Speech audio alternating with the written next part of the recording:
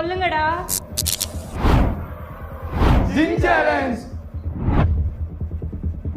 இந்த challenge video எடுக்கிறதுக்கு காரணமே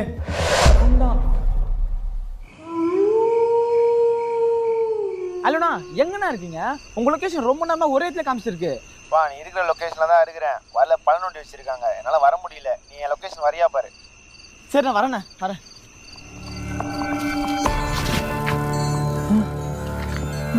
எரியுது.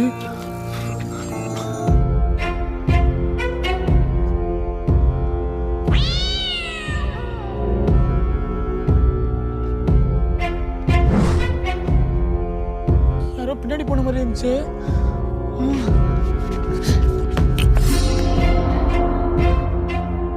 இன்னும் 50 மீட்டர் இருக்கா? ஒரு வழியா வந்துட்டோம்டா.